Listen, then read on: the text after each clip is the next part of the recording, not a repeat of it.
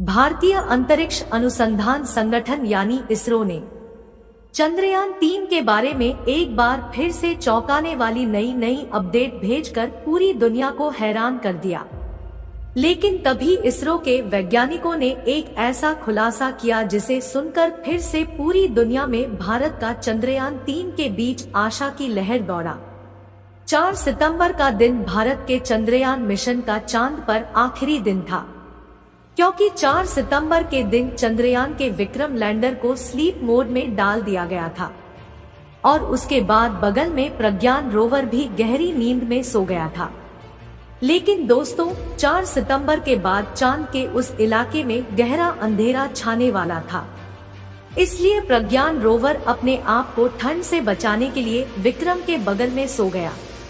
लेकिन अभी विक्रम लैंडर ने स्लीप मोड में ही इसरो के वैज्ञानिकों को ऐसी जानकारी भेजी है जिसे सुनकर जापान और अमेरिकन स्पेस एजेंसी नासा भी हैरानी में पड़ गए हैं।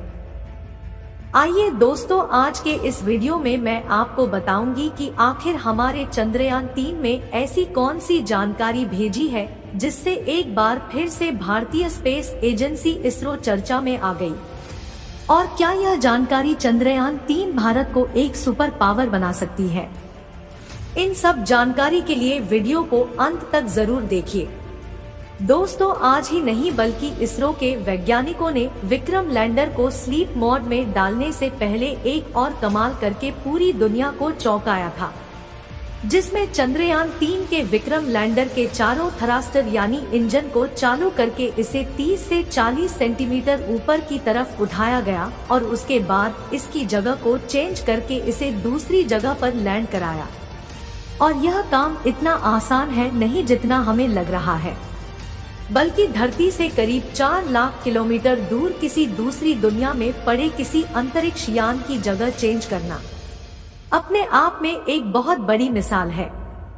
इसी बीच इसरो ने चंद्रयान 3 के लैंडर विक्रम और रोवर प्रज्ञान के बारे में अपडेट बताते हुए कहा कि हमारा लैंडर और रोवर -250 डिग्री की ठंड में भी सीना तान के खड़ा है और उनके अभी तक की जानकारी में सारे सिस्टम बिल्कुल सही है। और हम लोग और आप लोग भगवान से यही दुआ करते हैं कि फिर से चंद्रयान 3 जाग उठे और पूरी दुनिया में तहलका मचा सके।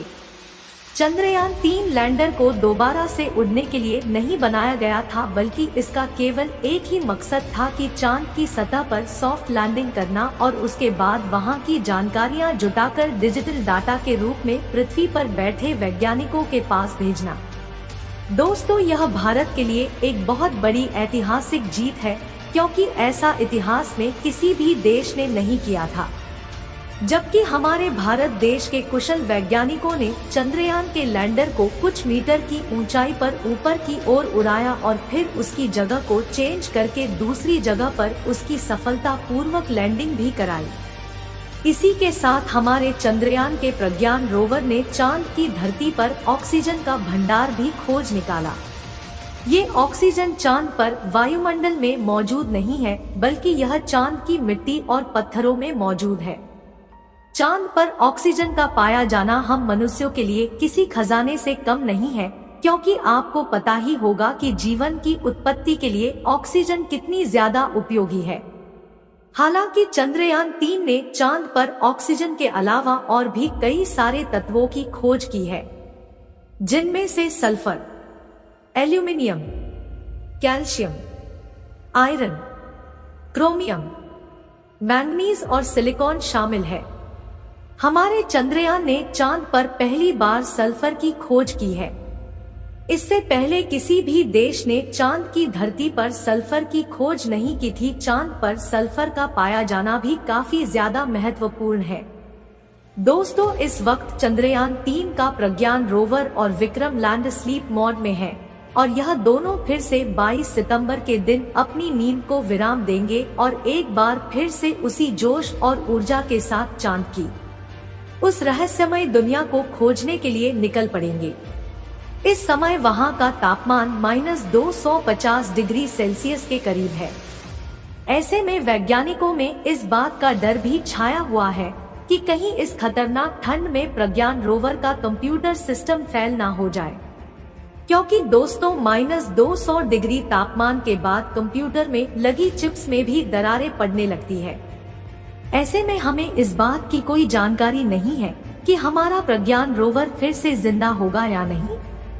लेकिन दोस्तों, विक्रम लैंडर और प्रज्ञान रोवर की बैटरी सौर ऊर्जा के माध्यम से चार्ज होती है, जिसके लिए सूर्य की रोशनी का होना जरूरी है। और इस समय चांद के दक्षिणी ध्रुव का तापमान काफी ज्यादा कम हो गया है, जिससे उसकी बैटरी खराब होने की संभावना भी बढ़ गई है। लेकिन हमारे वैज्ञानिकों का कहना है कि उन्होंने इसकी बैटरी में काफी ज्यादा एडवांस टेक्नोलॉजी का इस्तेमाल किया है, जिससे वह इतनी आसानी से खराब नहीं होने वाली। लेकिन -100 डिग्री की ठंड को झेल पाना इतना भी आसान नहीं है। अगर हमारे प्रज्ञान रोवर और विक्रम लैंडर की बैटरी सही सलामत रहती है, तो यह एक बार फिर से चांद पर रिसर्च करना शुरू कर देगा और इस बार वहां पर हाइड्रोजन गैस की खोज की जाएगी, जो कि रॉकेट फ्यूल का मुख्य तत्व है। दोस्तों, इस बार जो तस्वीर आप लोग अपने मोबाइल फोन पर देख रहे हैं, यह तस्वीर विक्रम लैंडर की है, जिससे हमारे प्रज्ञान रोवर ने अपने हाई रेजोल्यूशन कैमरा द्वारा कैप्चर किया है। आपको बता दें कि यह तस्वीर उस समय की है जब चांद पर रात होने वाली थी और रोवर वापस लैंडर में जा रहा था। इसमें आप देख रहे हैं कि चांद की सतह पर अंधेरा होने के कारण वह कितनी चमकदार दिखाई दे रही है। जिस समय चंद्रयान का प्रज्ञान रोवर चांद पर रिसर्च कर रहा था, तो उस वक्त का तापमान 20 से 35 डिग्री सेल्सियस के बीच था।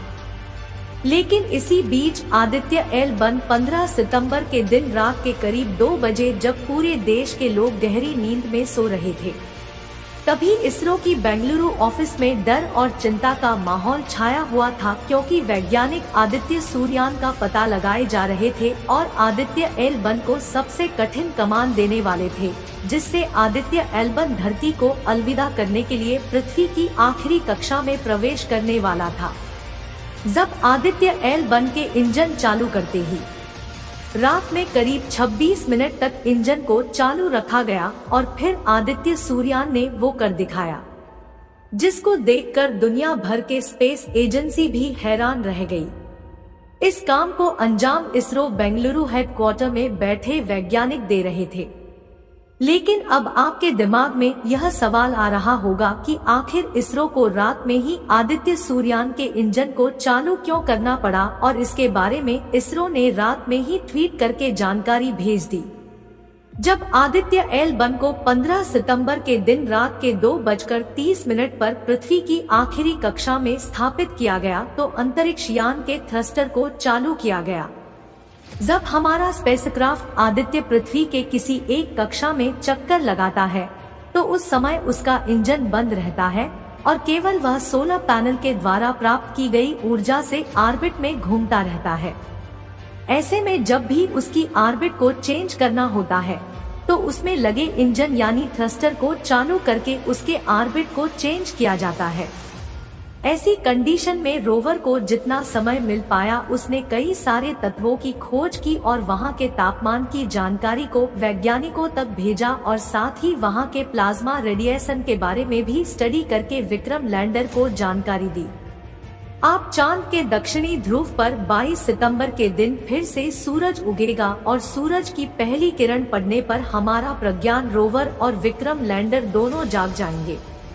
आप सभी लोग चंद्रयान 3 के दोबारा से जागने की दुआएं कमेंट में करते रहें, ताकि हाइड्रोजन की खोज की जा सके। दोस्तों, इस वीडियो को यहीं पर खत्म करती हूँ। इस वीडियो को एक लाइक जरूर करें और अपने दोस्तों तक इस वीडियो को शेयर करें, ताकि उन्हें भी जानकारी मिल सके। दोस्तों, मेरे वीडियो को देखते हैं लेकिन सब्सक्राइब नहीं करते हैं, प्लीज मेरे चैनल को सब्सक्राइब कर दे और बेल आइकन को ऑल पर सिलेक्ट करना बिल्कुल ना भूलें। मिलते हैं किसी और नॉलेजेबल वीडियो के साथ। वीडियो को अंत तक देखने के लिए बहुत बहुत धन्यवाद।